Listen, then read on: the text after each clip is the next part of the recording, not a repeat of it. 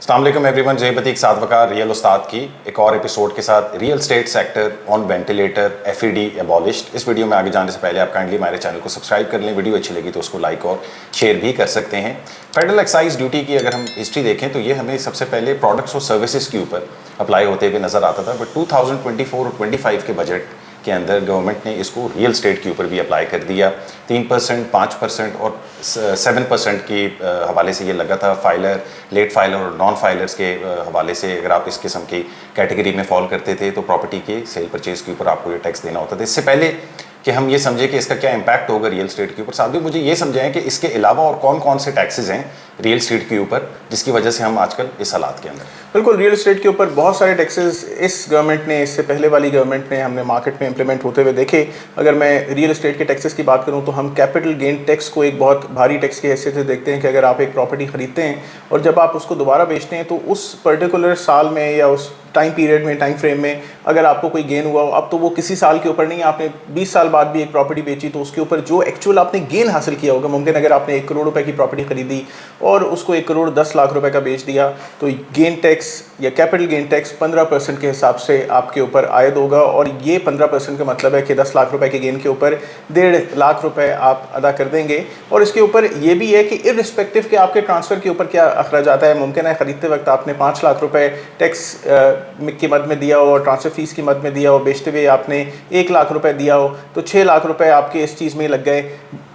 Bye document आपने 10 लाख रुपए का गेन किया है, बाय अगर मैं कहूँ कि रियलिटी आपने 4 लाख रुपए का गेन किया है, उसमें 1.5 लाख रुपए आपने टैक्स की मद में अदा करना है। उसके अलावा एक और बाइंग सेलिंग के ऊपर हम टैक्स देखते हैं जो कैपिटल वैल्यू टैक्स होता है, CVT। ये 236C और 236K की हैसियत से हम देख रहे हैं। हम इसको, ये पहले कैपिटल वैल्यू टैक्स होता था लेकिन अब हम इसको एडवांस टैक्स की हैसियत से लेते हैं। आप इसको अपने इनकम टैक्स में क्लेम भी कर सकते हैं लेकिन बहुत सारे लोग इसको कभी क्लेम नहीं करते। तो ये भी 3% आपको लग रहा है इसके ऊपर। अगर मैं प्रोविंशियल टैक्सेस की बात करूं तो हमें स्टैम्प ड्यूटी और तहसील म्युनिसिपल अथॉरिटी का टैक्स यानी TMA टैक्स भी इसके ऊपर हमें नज़र आता है। तो ये भी एक हैवी टैक्स है रियल एस्टेट के ऊपर। उसके अलावा वो टैक्सेस जो कि आप अपने एनुअल इनकम टैक्स रिटर्न के अंदर अपने प्रॉपर्टी टैक्सेस अदा करते हैं, अपने वेल्थ टैक्स अदा करते हैं, तो उसके अंदर भी हम एक भारी टैक्स का मामला आते हुए देख रहे हैं। अगर मैं बात करूँ करंट दौर की तो अब काफ़ी सारे एनालिस्ट मार्केट के अंदर रियल एस्टेट को वेंटिलेटर के ऊपर देख रहे हैं, यानी इतना कमज़ोर रियल एस्टेट जा रहा है इस टाइम के ऊपर।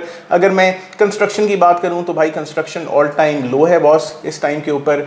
उसके अलावा अगर नए जो पुराने घर बने हुए हैं या लोगों ने जो घर बनाए हुए हैं जो बेचना चाह रहे हैं, भाई बिक नहीं रहे मार्केट के अंदर। न्यू प्रोजेक्ट्स बुरी तरह सफ़र कर रहे हैं और भाई पुराने प्रोजेक्ट्स तो बेहतरीन टर्बुलेंस फेस कर रहे हैं, यानी बिल्कुल हिल रहे हैं अपनी जगह के ऊपर और काम उस तरीके से नहीं हो रहा। अगर मैं एफईडी के, तो अभी एफईडी का समझाएं कि एफईडी के अबॉलिश के हवाले से बात की जा रही है। पहले तो ये बताएं कि ये अबॉलिश हुई भी है या नहीं हुई और उसका इम्पैक्ट क्या होगा, ये ज़रा समझाएं। देखो यार, सबसे पहले ये सवाल ज़बरदस्त था आपका भाई। अभी तक ये तजवीज़ है, अबॉलिश नहीं हुई। अबॉलिश जब होती है तो उसके ऊपर कोई नोटिफिकेशन आता है या जितने भी, अगर हम DHA के साथ काम कर रहे हैं तो हम कोई लेटर आते हुए देखेंगे कि भाई अब से नाउ ऑनवर्ड्स अब आप एफईडी नहीं अदा करेंगे। एफईडी एक पेशकश है, एक ऐसी पेशकश जिसके ऊपर जो तज्जिया निगार हैं या एनालिस्ट हैं उसके ऊपर ये कंफर्म कर रहे हैं कि हाँ भाई ये तो अप्रूव हो ही जाएगा, लेकिन इसके भी अप्रूव होने में इसने पार्लियामेंट में जाना है, इसका बिल वहाँ पे सुना जाएगा, फिर बिल पास होगा और फिर एक्चुअली इस शॉर्ट पीरियड के लिए इम्प्लीमेंट होगा। और हाँ, अगर बजट के अंदर, अगले बजट के अंदर 2025-26 के बजट में नहीं आता, यानी एफईडी को हटा देते हैं, तो फिर मैं कहता हूँ कि प्रॉपर इम्पैक्ट आपके रियल एस्टेट पे ये डालेगा। लेकिन अगर मैं इम्पैक्ट की बात करूँ, इसकी अबॉलिशमेंट से कोई खातिर ख्वाह इम्पैक्ट नहीं आएगा, क्योंकि हमें सबसे पहले ये समझना है कि यार ये समझना जरूरी है बड़ा कि ये एक्चुअल में अप्लाई कहाँ होगा, इम्प्लीमेंट कैसे होता है।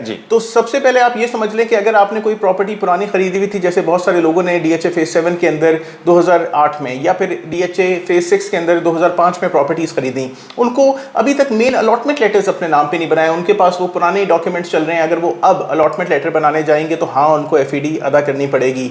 अगर आर्मी एलोकेशंस, बहुत सारे आर्मी ऑफिसर्स को इंस्टीट्यूशंस की तरफ से प्लॉट्स मिलते हैं, एलोकेशन होती है, उस तरह का उन्होंने अलॉटमेंट लेटर नहीं बनाया तो उसके ऊपर उन्होंने एफईडी अदा करना है। बहुत सारी ऐसी सेल्स के ऊपर फर्स्ट टाइम सेलर्स जिन्होंने ये प्रॉपर्टी डायरेक्टली प्रोक्योर की है, वो अगर उसको सेल कर रहे हैं तो उसके ऊपर एफईडी अदा कर रहे हैं। यानी फ्रॉम इंस्टीट्यूशन अगर प्रोक्योर की है, फ्रॉम इंस्टीट्यूशन अगर आपने प्रोक्योर की है, मैंने अगर ज़ोहेब से प्रोक्योर की है तो भाई एफईडी नहीं है उसको बेचते हुए। लेकिन अगर मैंने कोई DHA से डायरेक्ट कभी प्रॉपर्टी ली थी या बैरियर टाउन से ली थी या पार्क व्यू सिटी से ली थी, उसके ऊपर FED अदा करना पड़ रहा है। या फिर अब अगर आप फर्स्ट टाइम परचेज करेंगे, यानी इस पीरियड के अंदर 2024 और 25 के फिस्कल ईयर के अंदर आपने DHA ने कोई नया प्रोडक्ट निकाला, आप DHA से डायरेक्ट फर्स्ट टाइम के ऊपर कोई बैलेटिंग में आपका निकला है, FED अदा करनी है। आप कोई डायरेक्ट प्लॉट खरीद रहे हैं, CDA से FED अदा करनी है, आपका बैलेटिंग में निकला है, आपने FED अदा करनी है। आप कोई बहरिया एनक्लेव का प्लॉट ले रहे हैं, फर्स्ट टाइम परचेज के ऊपर आपने FED अदा करनी है, और ये वही है 3% फाइलर, 5% लेट फाइलर और 7%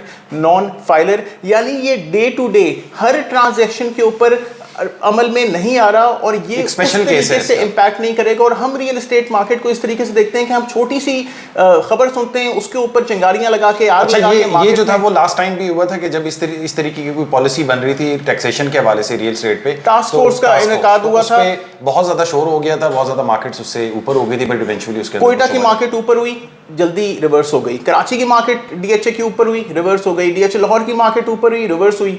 DHA इस्लामाबाद में खास तौर पे हमने DHA फेज 7 के अंदर एक बहुत ज़बरदस्त गेन आते हुए देखा, मार्केट फौरन रिवर्स हुई। और अगर ये इम्पैक्ट भी मार्केट के अंदर कुछ ना कुछ हलचल मचाता है तो भाई ये भी फौरन रिवर्स होने वाला सिलसिला है, क्योंकि FED इतना ख़ास इम्पैक्ट नहीं कर रहा। हमें कम करने चाहिए, एक तो प्रोविंशियल टैक्सेस को ख़त्म करना चाहिए, क्योंकि ये आज से 6-7 साल पहले रियल एस्टेट के ऊपर नहीं होते थे। हमें कम करना चाहिए एडवांस टैक्सेस को, तो वाकई रियल एस्टेट के अंदर बेहतरी आएगी। उन टैक्सेस के ऊपर अगर कमी का काम किया जाए जो कि day to day basis transaction के अंदर इस्तेमाल होते हैं, तो आई थिंक उससे तो FED की अबॉलिशमेंट को मैं समझता हूं कि ये एक वेंटिलेटर का काम करेगा, मरती हुई रियल एस्टेट को कुछ आखिरी सांसें देगा, सांसें प्रोवाइड कर देगा। तो ज़रूरी नहीं है कि वो आखिरी हो, अगर ब्रेन डेड नहीं हुआ तो वापस ये प्रॉपर्टी रिवर्स भी कर जाएगी। कुछ गवर्नमेंट ने इसके ऊपर बेहतर सोचा, कुछ आप लोगों ने इसके ऊपर गौर व फिक्र करके रियल एस्टेट में अगर इन्वेस्ट किया तो मार्केट में बेहतरी की उम्मीद है। रियल एस्टेट फिलहाल वेंटिलेटर के ऊपर है, ये वेंटिलेटर FED की सूरत में और ज़रा बेहतर ऑक्सीजन प्रोड्यूस करेगा।